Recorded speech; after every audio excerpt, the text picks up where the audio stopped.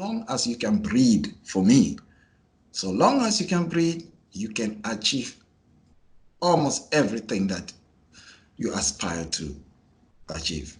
And so I just have the mindset, because the mind is a very powerful tool. If you tell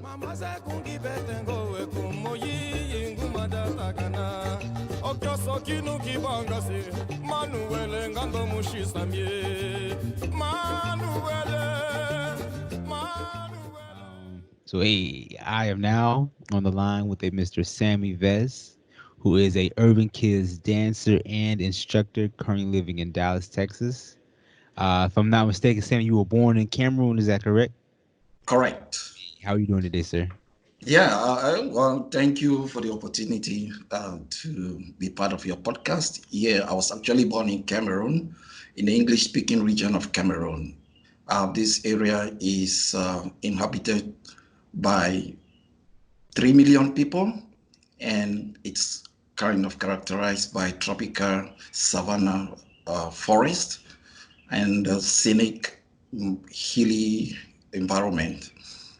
While the economy in this area is predominantly agriculture, so there's a lot of food processing, but also we have people engaging in education. The hospitality industry is also booming. Yeah, so that's kind of the environment where I grew up. Okay, all right, shut up, man. I guess I'm very curious to hear, man. You kind of spoke on the city of Cameroon. I'm very curious to hear, man. What was your childhood like growing up in Cameroon? What was that like for you? Well, it's interesting. We grew up in Cameroon is basically the same like in other parts of Africa. Basically we engage in three basic activities like helping out in the farms, playing around with other mates, because back home you don't have a lot of crime and stuff, so houses are not fenced. We just go out, hang with guys and play, dance to music, and then schooling, basically some of the things we did. And I was actually born into a family of three kids, so two parents, three kids at a time, so I was the fourth. And after myself, there were five other kids that were born. And what is so interesting is that we were all, not all male, but we had one female. So, kind of interesting story would have been all male, but the fact that, mom had to give birth to nine kids is really amazing. That Yeah. is, man. That's a big family. That's a very big family. Yeah. I'm very curious, man. I guess if you don't mind me asking, man. I guess can you tell me, what does your parents do in Cameroon? What was their occupation? Well, they now retired, but my dad used to work for the Baptist as an accountant with the Baptist, and my mom did business. Okay, Yeah. okay, I understand. And Yeah. so yeah, you're growing up in that household, man. Let me ask you this, how important was music growing up in your household? Wow, man, music was just everything. As a child, we would hang around with other kids playing. And I remember when I was about, I think, 8 years old, I had the opportunity to be part of a gospel group where we played music, gospel music. It was on and controlled by one of the pastors in the Baptist church. And I was the drummer, so I had to play the drums. That is when I was really introduced into music. The guy kind of taught me about music structure and stuff and understanding the counting. So I would perform with him around in churches, but also my family. My mom was a dancer. My mom, they were in a all-female dance group, and she was the leader with her sister. So it's kind of a non-partner dancing. So she will be in the middle of the circle as the lead, and she will, communicate to the rest of the member of the team by just them looking and you know understanding the moves that she's communicating. And yeah, interested. But also, my younger brother and I used to entertain visitors at home. So my mom would get us to dance, to perform in front of visitors. Most of the time, we would dance makosa and sukus. And most often, there was no winner.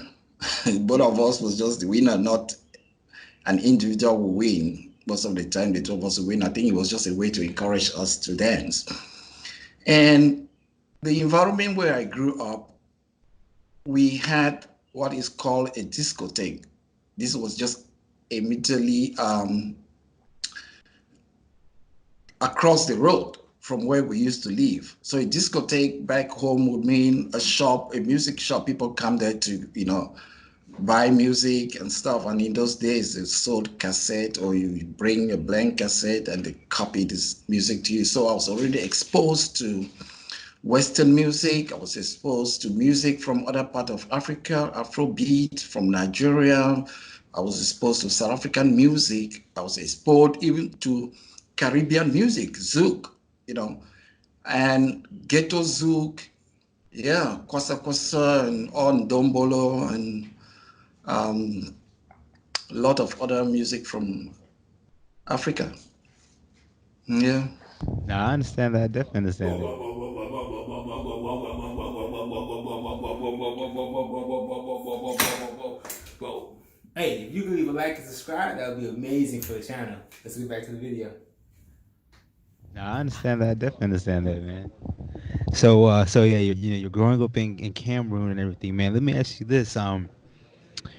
Going back to when you were a child, do you remember what you wanted to be when you grew up and became an adult? Oh, yes. Very interesting question. Yeah, I remember very well.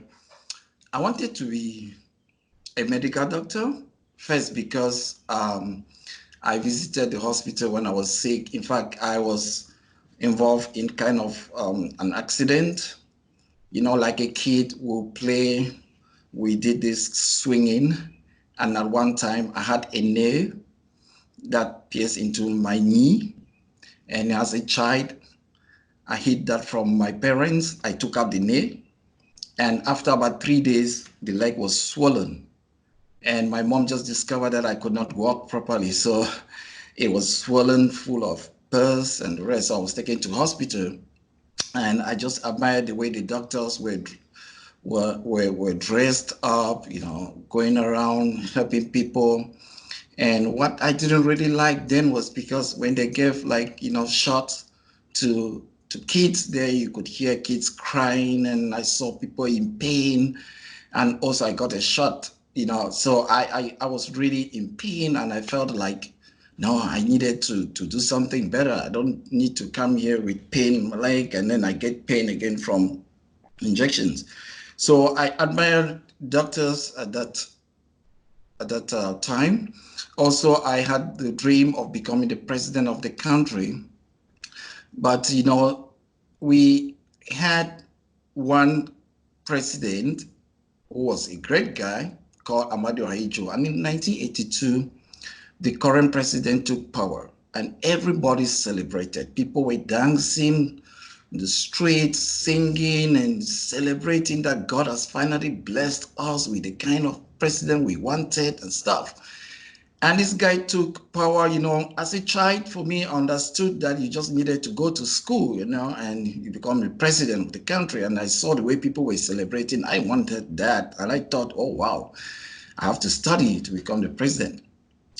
But you will not believe it that today he's still the same president. That dream, you know, dashed away in the wind.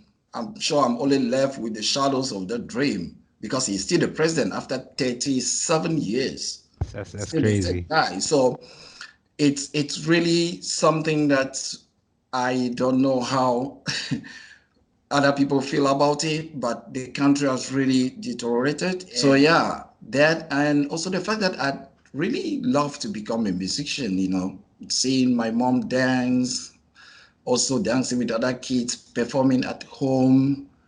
I wanted to become a musician, but I'm happy that this just end like that. I remember I At one time, I was privileged to visit Germany, and with a friend, I produced music. Um, Unfortunately, I think about last year, the guy who produced that music in Germany, I had information that the guy passed away. He was found in his house dead. But I was lucky to end up with a single, though that single has never gone anywhere. It's just with me, you know. So yeah, those were my dreams. Okay, okay, man. I would love to hear that song that you made, man. If you ever get a chance, I would love to hear it. Yeah, yeah, yeah. I said, if possible, man, I can make it the intro for this interview. If you're cool with that, we could definitely make that happen. Yeah, sure, Yeah, sure, sure. definitely. Yeah, awesome, awesome, man. So, say you spoke on your childhood dreams and aspirations, man. So I'm very curious, growing up in Cameroon, you live there and everything. I get, uh, what happens for you when you get grown? Do you decide to go to school, or do you stay in Cameroon? Do you leave Cameroon? What happens for you when you become that young adult? Yeah, I mean, I was really privileged to study in some of the greatest institutions in Cameroon. Now, I studied in a Baptist school, both in primary and secondary school, and then I moved to a college, Cameroon, they call it college. Here is a different thing. So then in Cameroon, when you finish secondary school, you go to your high school is actually called college. So I went to Cass Bamili, and then from there I went to the University of Boya, where I did my honors degree in biochemistry, and then after that I left for South Africa. Okay, okay. So you growing up and you study biochemistry, which is very impressive, man. I know how difficult that is. Yeah, so you study biochemistry and then you say you leave Cameroon to go live in South Africa, and is that to continue your education or? Yes, it was for education. I moved there and then had to enroll into the University of Wits in Johannesburg, where I studied for a master degree in molecular cell biology and specialized in medical entomology. Then Okay, after that, yeah. that's a lot of big words, man. Well, entomology is simply the study of vectors of medical importance. You know, vectors could be mosquitoes, could be ticks, could be some other stuff. Yeah, Okay, so I believe you told me you told me that at one point you did study mosquitoes, right? right. Okay, I want to talk about that, man. But before we get into that, man, I'm very curious, man. Could you put into words the differences between living in South Africa and your time growing up in Cameroon? How do those two places compare, and how are they different? Wow, hugely different. You know, in South Africa is actually a multiracial country compared to Cameroon. In Cameroon, we are predominantly, um, or I would say almost everybody is like African.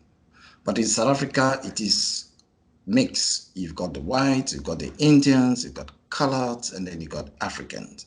So it's totally kind of different demographic. And also the culture of the people is totally different. South Africa, the black communities or the black race, kind of similar to Cameroon. Of course, the culture is similar in that, you know, you can get married to many wives as you want, and while they also engage in a lot of traditional beliefs, and also the food is similar. But when it comes to dancing, it's different. In South Africa, you know, they got a lot of traditional dances compared to Cameroon. And they've got a lot of, they sold their music. The music was very important to the people. You remember South Africa went through apartheid period, and these people suffered under the apartheid government, and the only way they could really stick together was through music. So music helped them a lot. But in Cameroon, our music was not that exposed as in South Africa. And because in South Africa it's a multiracial country, racism was really happening when I got to South Africa. I arrived South Africa in 1999, yeah. And racism actually ended kind of ended. When they say ends, it never ends. In 1994, when the black government took over, I remember at one point we had to go watch a soccer match. Cameroon was playing Nigeria. That was in 2002. And when we got there, we were shown to go to a different direction, which was designated for black people. And where we were going was only for white. But the place was owned by the same person, the same building. And we had to go watch the match from a different bar or something in the same building. So, and I've had other encounters, which really made me sad because I came from Cameroon where we didn't have anything as racism to South Africa where it was just so difficult to survive in the midst of racist individuals. Yeah, so both were really different. I understand, man. It's very unfortunate that you had experienced such racism in Africa, man. I would never would have expected that, honestly. It happens. I understand. Right. So yeah, so you said you moved from Cameroon to Johannesburg to further your education, and you end up getting your doctorate. Is that what you said? Oh, yes. So after my master degree, I continued my education to PhD level in medical entomology still, and specializing again in malaria vectors, mosquito. Okay, malaria. Okay, let me ask you this real quick, man. And Yeah. for myself and others, man, I really do not know much about mosquitoes, man. So can you maybe give me just maybe a couple interesting facts that you know about mosquitoes in Africa? Anything you could teach us about that?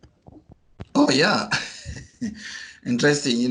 They are very small insects. Some live outside houses, some live inside houses, but you would think that they are the same thing. They're totally different species. Not all of them transmit uh, parasites. Some are vectors, some are not. Some are resistant to insecticide, some are not. But what is really interesting is the fact that only the female mosquito bites. Only the female mosquito bites. So when you hear the mosquito, making the sounds like, ding, that is a female mosquito. And also, what is interesting is that the male mosquito can have sex multiple times, but the female mosquito has sex only once in her lifetime. So, some interesting stuff there. Yeah. That's very interesting. I never knew that.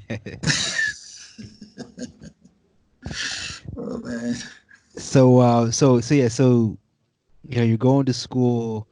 So you get your doctors. You become Dr. Vez, Dr. Samy Vez. Congratulations. Um, what happens for you after you get your doctorate degree? Do you stay in South Africa, or what happens with you? Yeah, I graduated in July 2012 from Wits University. Then I worked with the university for things like 5 months, 6 months as a postdoctoral fellow. After I got a job offer in France, so I left for France to work with Institut Pasteur, and I was Okay. based in Cayenne, French, in Cayenne. Okay. We're actually kind of getting away from it, but I'm curious, man. I never even asked you this, man. So, are you dancing at all? I guess at this point in your life, are you dancing, Kizomba or anything in your Oh, life? no, no, I was not dancing Kizomba. When I left Cameroon, I was dancing to the other African music. Got to South Africa, I continued dancing, Kwaito and Pantula. Those are South African music or style of dance. So I only got exposed to Kizomba in Europe. Okay, okay. So you say you got exposed to Kizomba in Europe. Um, when did you finally move to Europe then? So I moved to Europe in 2012.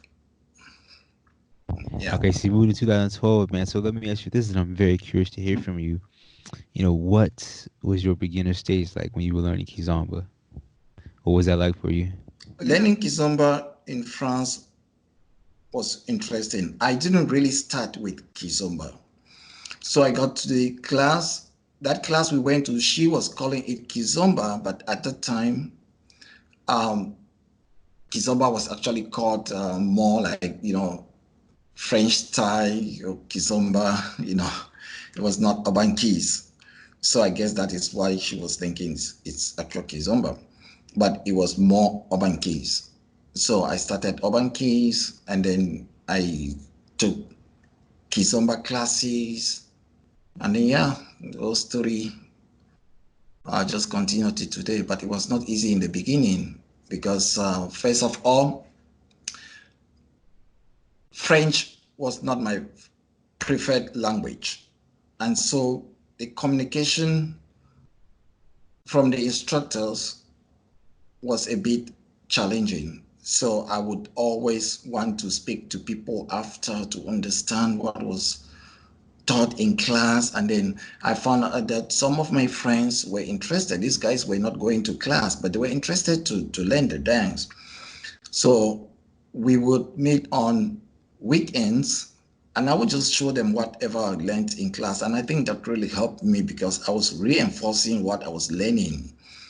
And so that is kind of where my teaching career actually started because I was teaching just friends. There were about six of them or seven.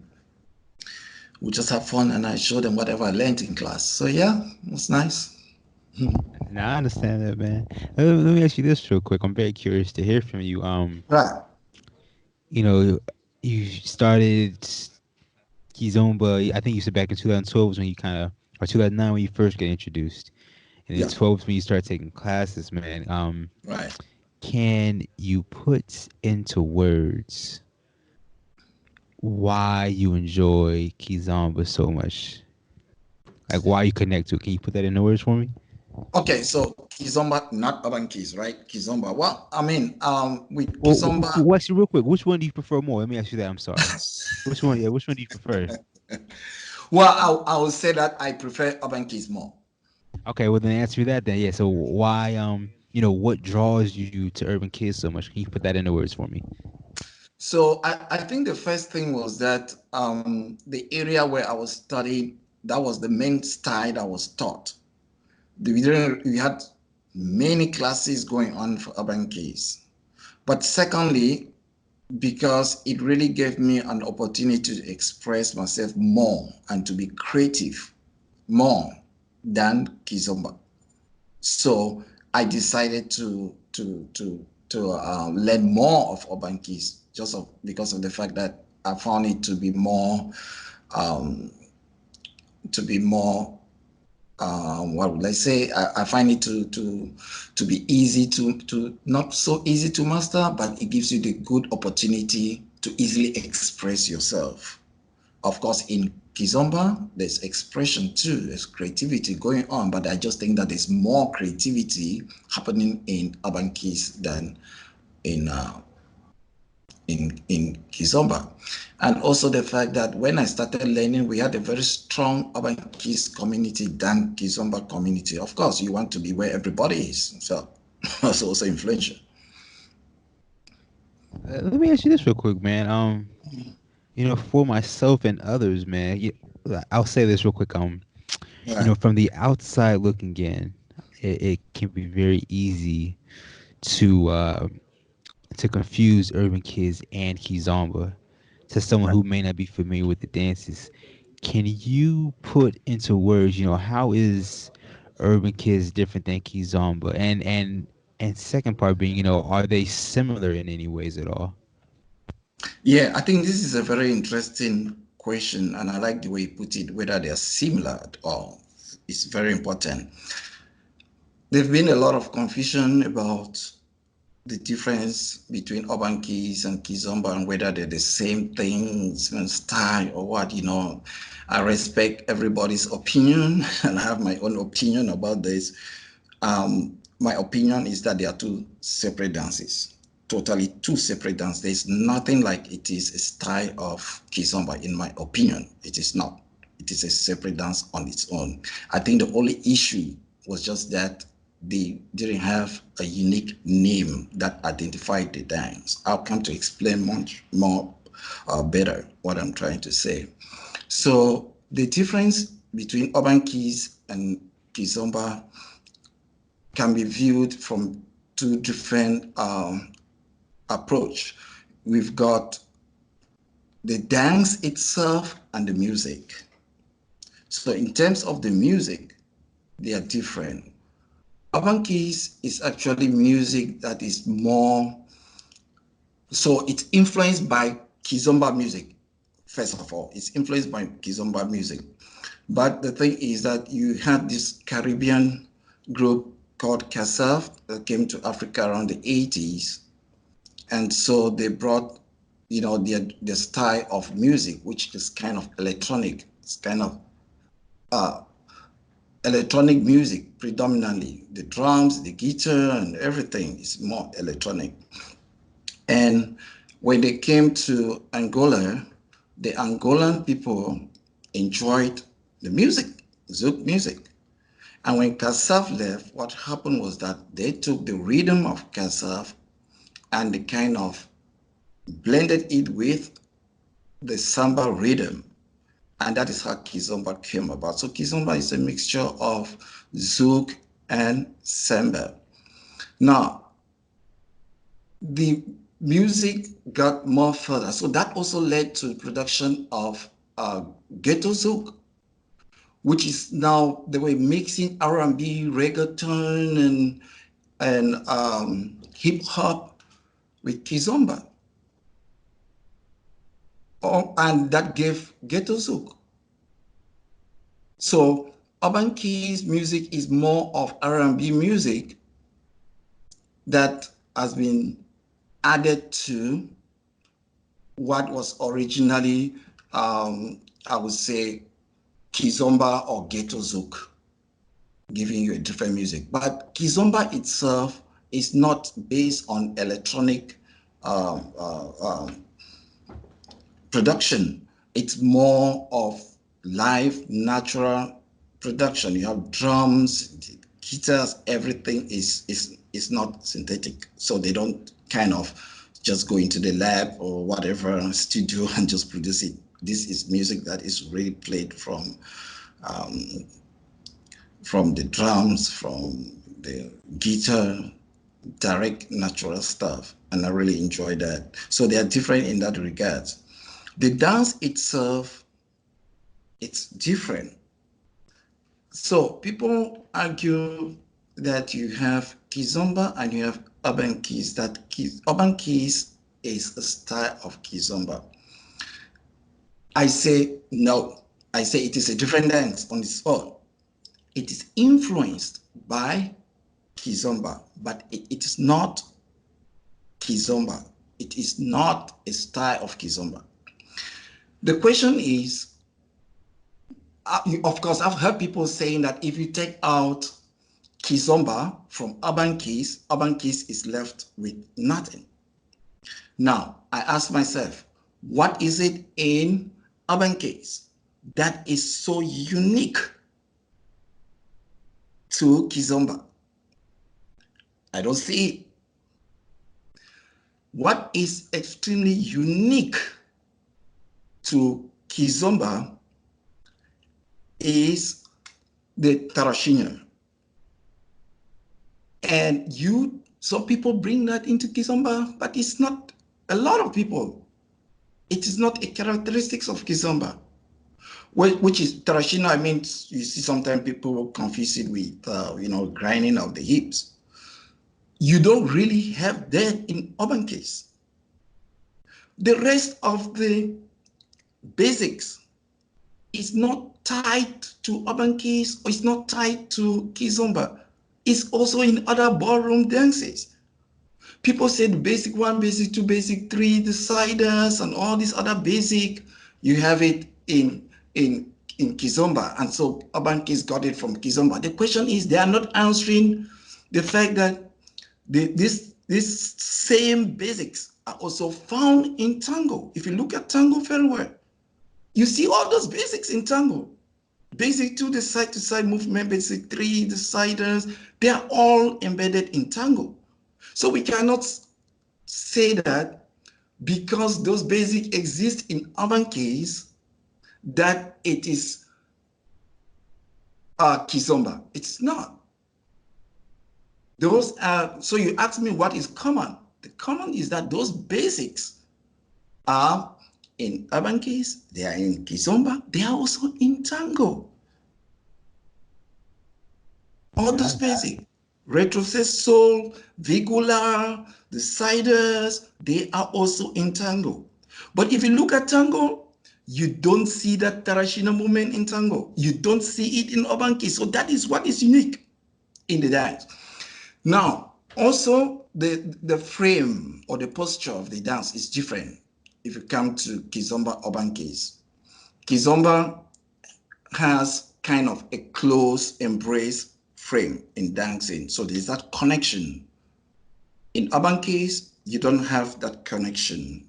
It is broken. There's a space between the lead and the follow.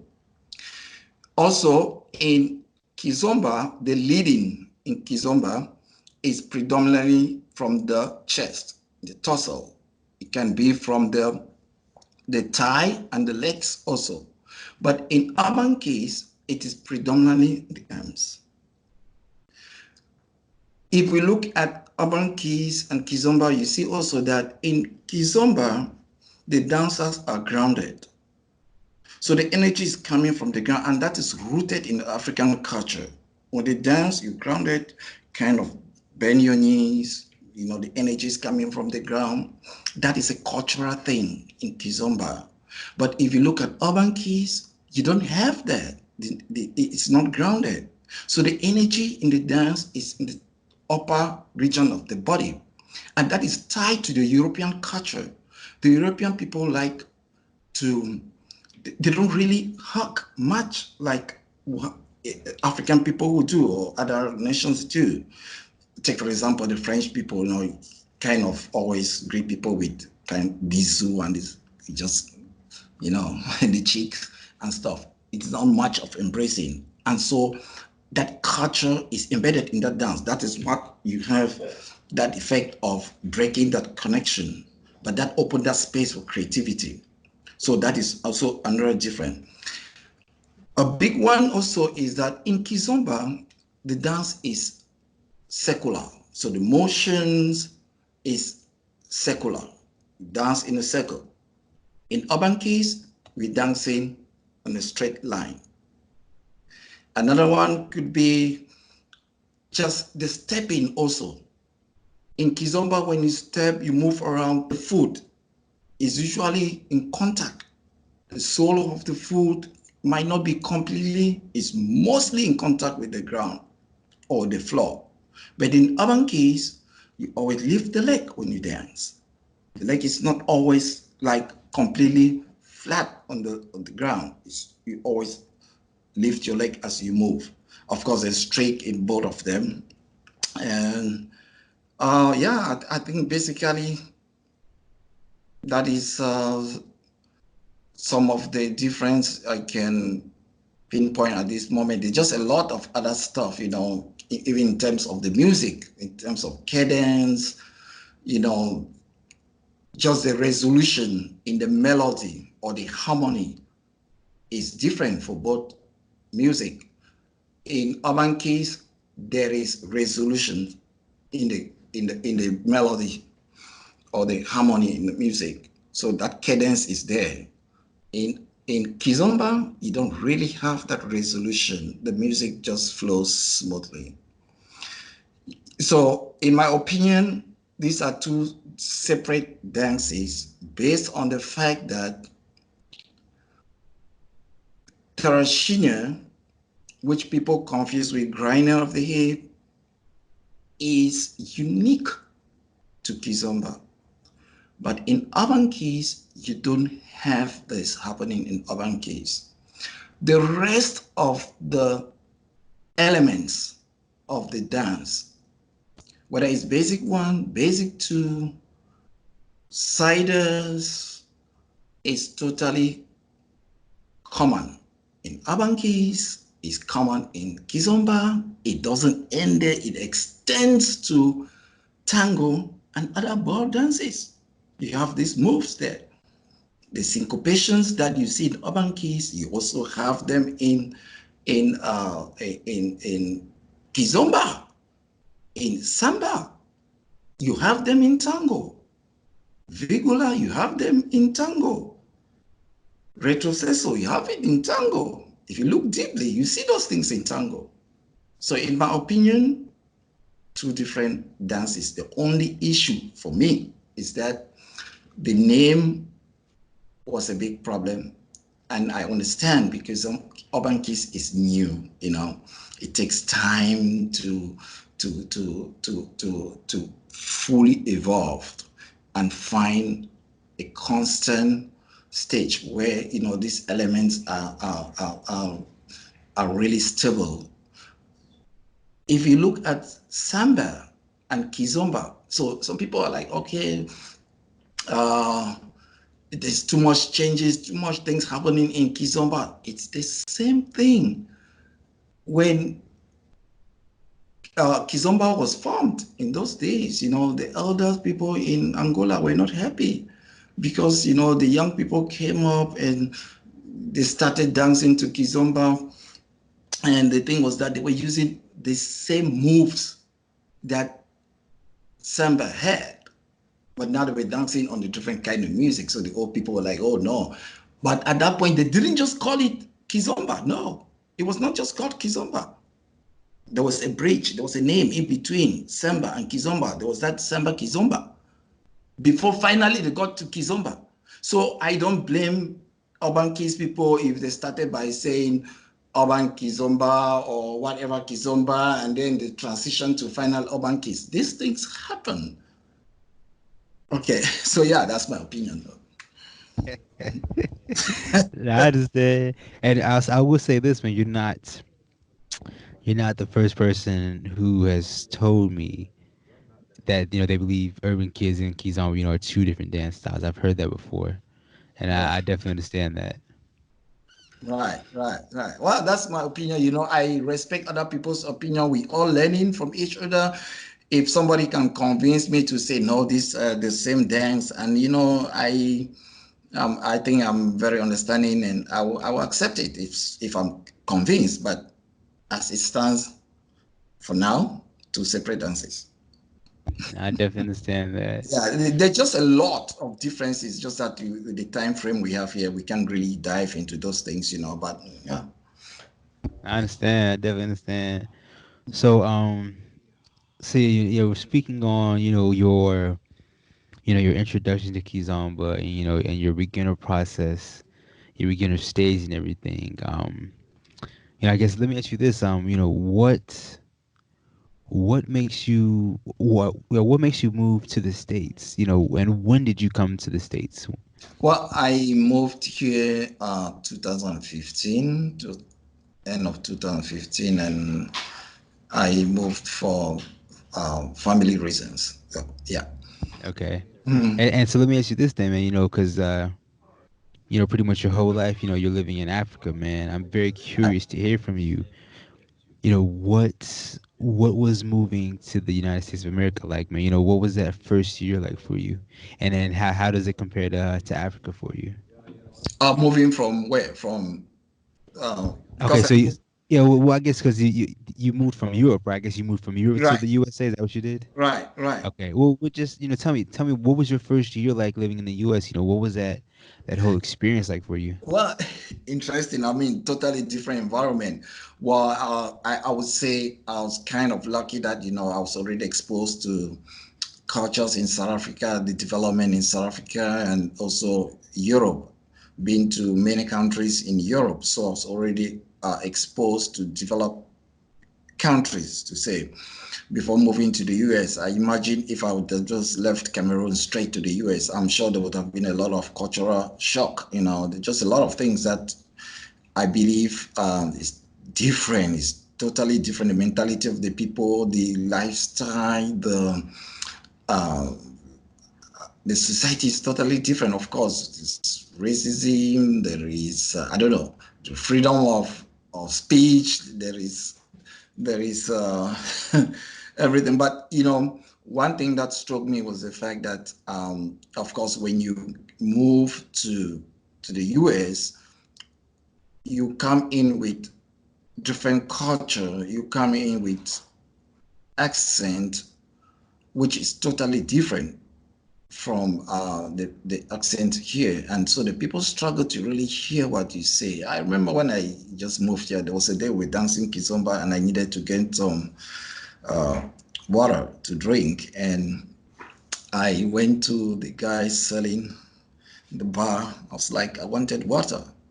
And the guy could not understand what I was saying. And it took like almost 30 minutes, 40 minutes before this guy, like I would come, he said, no, we don't have it, because he didn't just know what I was looking for. And when I saw somebody came and got water, then I went to him and said, but this is what I want. Then he was like, oh, yeah, you mean you wanted water? Like, yeah. It was so funny to me, though, but it was just because they didn't understand my accent. But then it reminded me of when I was in school back in Cameroon, like in not secondary school, yeah. We had an American who was teaching us, this guy, his accent, we could not hear what this guy was saying. And we had to complain to the principal of the school that we don't want this guy to teach us. And he was like, why? We said, we don't hear him. His accent, we can't understand anything this guy is saying.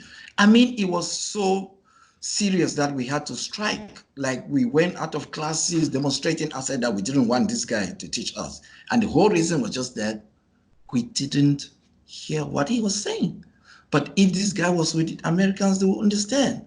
So sometimes they're different in culture. People should just understand too that, when you come from somewhere else, you're so comfortable where you come, nobody think that you have any issue. You come here, then it's accent issue. But also, it is not just problem for Americans, it's problem for everybody everywhere. You have to know that people are different and they come from different areas. Yeah. So, but it's a great place to live. America is a great place. Yeah. I understand that. And so, real quick, let me know. When you first came to the U.S., did you go straight to Dallas, Texas, or?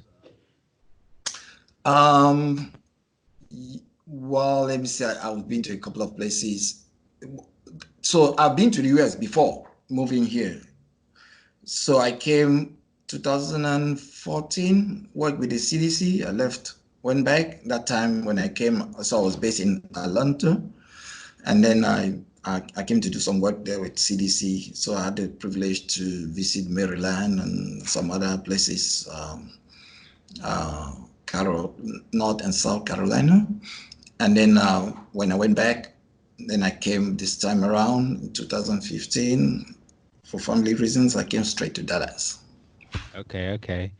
And so, if I'm not mistaken, when you came to Dallas, you actually helped organize some Kizomba events in the city of Dallas. Is that correct? Can you speak on that? Yeah, man. So when I arrived here, I the first week I came, I went to that same week I went to a Kizomba event because I was already checking online like what is happening in Dallas in terms of dance, and I saw a place called Alpha Midway Dance Studio. So when I came, I went there, man. We had amazing socials going on that time in 2015. They had socials on Thursdays. And when I came, I noticed something that was so interesting to me. And Kizomba was fairly new that time in Dallas. And I believe that not many people in the community that time understood the difference between Kizomba and Ghetto Zouk. They didn't really understand it. And so when I came, of course, when we're in France, urban keys, you can dance it to ghetto zouk and you can dance it to R&B and stuff, but you cannot really dance it with Kizomba. It doesn't feel the same. You feel off when you dance it to Kizomba. So when I came here, it was like, oh wow, Kizomba and stuff. And when they were playing ghetto zouk, I would do my urban, and these people were just dancing like Kizomba. So there was constant clashes in the dance. He was not feeling good. And that was already a signal to tell you that these two dances are two different things. two different things. So, and it took some time, of course, people realized it was different. The community was amazing. There was guys I met here like TV. I met people like uh, uh, Shika, um, who's again guy again, who is it? Alex was teaching that time. There was another guy before Alex, forgotten his name again. There was the DJ, Yuso. The community was amazing. People were cooperative, socials. Everybody we there will dance from around maybe 8 o'clock till midnight. It was lovely environment. So after that, when I came, I noticed there was Dallas Bachata Festival, and there was also, I think it was a weekend at that time. One Keys was a weekender, but I put up the Dallas Kizomba Festival, which was the first Kizomba festival in Dallas, like strictly Kizomba festival in Dallas. And so yeah, but before that, I had to organize a Kizomba boat party, which we went to Lake Louisville, spent about 4 hours dancing. That happened in 2017. No, 2016. It was in 2016. Then 2017, I organized the Dallas Kizomba Festival. Yeah. Okay, I understand, man. That's actually that sounds really amazing, honestly. Yeah, and since I came, I've been teaching Kizomba since 2016 to now in Dallas, and also organizing socials on Fridays, first Friday of the month. Okay, okay, Right. that's awesome, man. Yeah. Um, I guess I wanna talk about I guess a certain event that happened in 2018 in your life, man. For people who may be listening in, Ah. um, you have a white cane with you. Can you speak on, I Oh, guess, can you speak on how your life changed in 2018? What happened? well, so um, just